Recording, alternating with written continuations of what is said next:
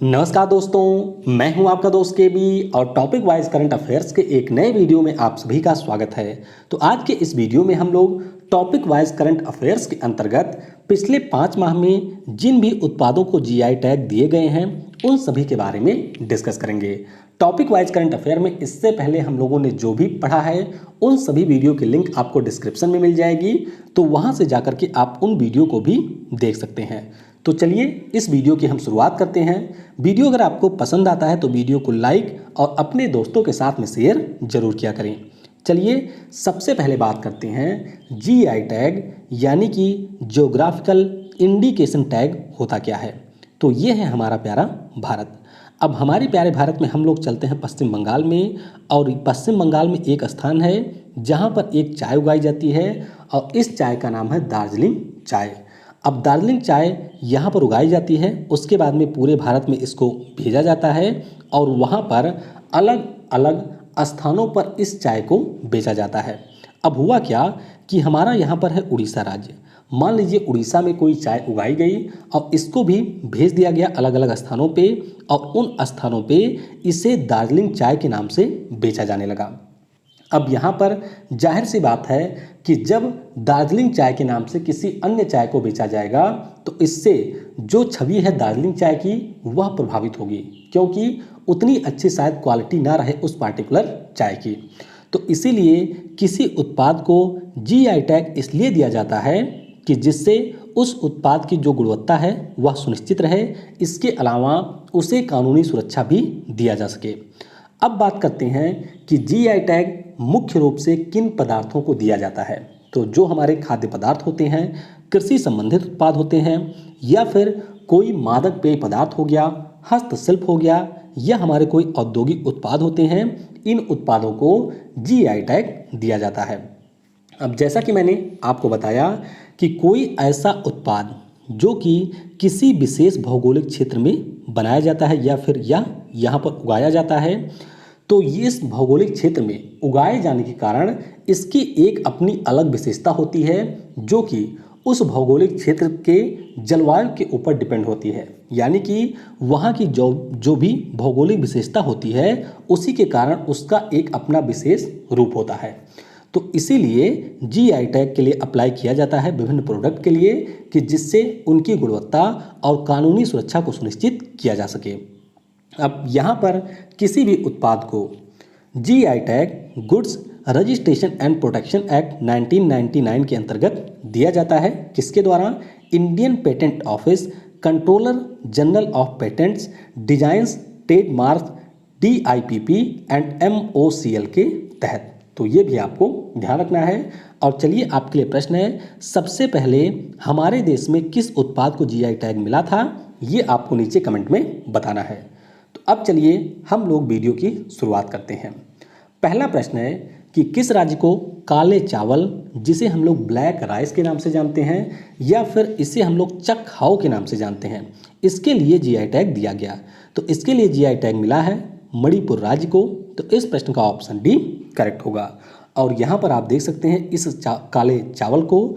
तो इस काले चावल की बात करते हैं तो जो हमारे अन्य चावल होते हैं उनकी तुलना में इसका वेट थोड़ा सा ज़्यादा होता है और इसमें एक विशेष प्रकार का केमिकल पाया जाता है जिसका नाम है एंथोसाइनिन एजेंट, और इसी के कारण इसका रंग जो है वह काला होता है।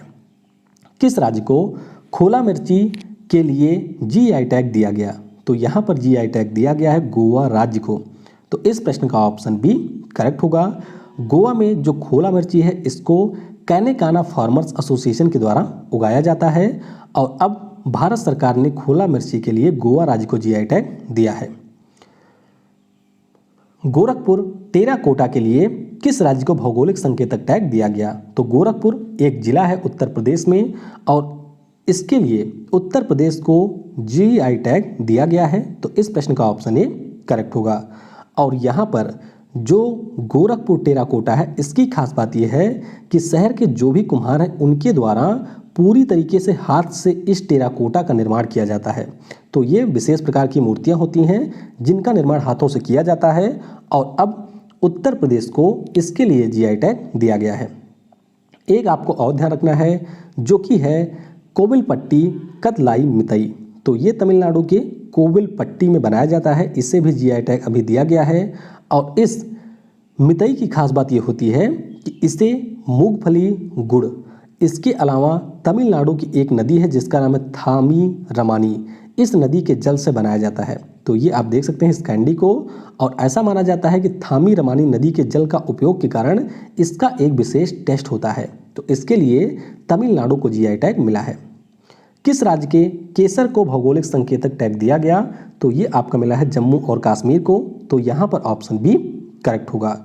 और ध्यान रखिएगा कि इसमें क्रोसीन की उच्च मात्रा होती है और इसी कारण इसे प्रसंस्कृत करने में किसी भी प्रकार के रसायन का उपयोग नहीं किया जाता है।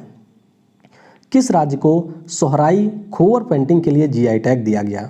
तो ये जीआई टैग मिला है झारखंड राज्य को। तो इस प्रश्न का ऑप्शन डी करेक्ट होगा। झारखंड की बात करें तो यहाँ पे हजारीबाग जिला है और वहाँ पर आदिवासी महिलाओं के द्वारा इस प्रकार से सोहराई खोवर पेंटिंग का निर्माण किया जाता है। तो इसीलिए झारखंड को इसके लिए जीआई टैग दिया गया। तेलिया रुमाल के लिए किस राज्य को जीआई टैग दिया गया? तो तेलिया रुमाल के लिए जीआई टैग मिला है तेलंगाना को। तो इस प्रश्न का ऑप्शन बी करेक्ट होगा। तेलिया रुमाल की अगर हम लोग बात करते हैं तो यह पूर्ण रूप से हाथ से निर्मित एक रुमाल होता है और यहाँ पर कॉटन के रूम का प्रयोग किया जाता है और लाल, सफ़ेद और काले रंगों की मदद से इस पर विभिन्न प्रकार के डिजाइन बनाई जाती है। तो ये आप देख सकते हैं तेलिया रुमाल, और इसके लिए जीआई टैग मिला है तेलंगाना को। थंजावुर नेति वर्क्स और आराम वाउर वुड्स कार्विंग के लिए किस राज्य को जीआई टैग दिया गया? तो यहाँ पर जीआई टैग मिला है तमिलनाडु राज्य को। तो इस प्रश्न का ऑप्शन डी करेक्ट होगा। अब यहाँ पर नेति की बात करते हैं तो नेति नामक पौधे के पल्प से इसका निर्माण किया जाता है। पल्प को धूप में सुखा दिया जाता है और उसके बाद में इससे मूर्ति का निर्माण किया जाता है। वहीं पर अगर हम लोग बात करते हैं आराम वाउर वुड्स कार्विंग की, तो पेरम्बलूर जिला है तमिलनाडु में, यहाँ पर लकड़ियों से मूर्ति का निर्माण किया जाता है। तो ये आप देख सकते हैं लकड़ियों से मूर्ति का निर्माण किया गया है और अब इन दोनों को जीआई टैग दिया गया है भारत सरकार के द्वारा। चलिए, तो यहाँ पर हमने डिस्कस कर लिया 2020 के, कुछ आपके 2019 के लास्ट में भी महत्वपूर्ण जीआई टैग दिए गए। तो आइए उनके बारे में जान लेते हैं। उनमें से एक आपका है पुआन चेई साल और एक आपका है ताहलो पुआन। तो इन दोनों के लिए जीआई टैग दिया गया है मिजोरम राज्य को। तो इसके बारे में भी आपको ध्यान रखना है कि पुआन चेई साल और तहलो पुआन, जो कि एक प्रकार का कपड़ा होता है, इसके लिए जीआई टैग मिला है मिजोरम को। फिर हम लोग बात करते हैं केरल राज्य की। तो केरल राज्य को तिरूर पान के पत्ते के लिए जीआई टैग मिला है। ध्यान रखिएगा, ये पान का पत्ता होता है और इसके लिए जीआई टैग दिया गया है केरल राज्य को। फिर हम लोग बात करेंगे तमिलनाडु की ही। तो तमिलनाडु में एक मंदिर है जिसका नाम है मुरुगन। मुरुगन मंदिर का एक प्रसाद होता है जिसका नाम है पलानी पंचमीर्थम प्रसादम और इसके लिए जीआई टैग मिला है तमिलनाडु को। यहाँ पर आपको इसका नाम इसलिए ध्यान रखना है कि पहली बार भारत में किसी मंदिर के प्रसाद को जीआई टैग दिया गया है और पिछले साल डिंडीगुल जिले में जो डिंडीगुल लॉक बनाया जाता है यानी कि ताला बनाया जाता है, उसके लिए भी तमिलनाडु को जीआई टैग मिला था। फिर हम लोग बात करते हैं एक विशेष प्रकार के चावल के बारे में जिसका नाम है जीरा फूल चावल। तो इसके लिए मिला था छत्तीसगढ़ राज्य को जीआई टैग। और एक हमारा चावल और है जिसका नाम है बोका चौल। तो इस चावल के लिए भी असम राज्य को जीआई टैग मिला था। बोका चावल के बारे में आपको ये ध्यान रखना है कि यह एक विशेष प्रकार का चावल होता है जिसको बिना पकाए ही खाया जा सकता है, यानी कि इसमें पानी मिला करके आप इसको मिक्स करके आसानी के साथ में खा सकते हैं। तो ये हमारा रहा जीआई टैग का वीडियो। आपके लिए यहाँ पर एक प्रश्न और है और उस प्रश्न का उत्तर आप सभी को नीचे कमेंट में देना है।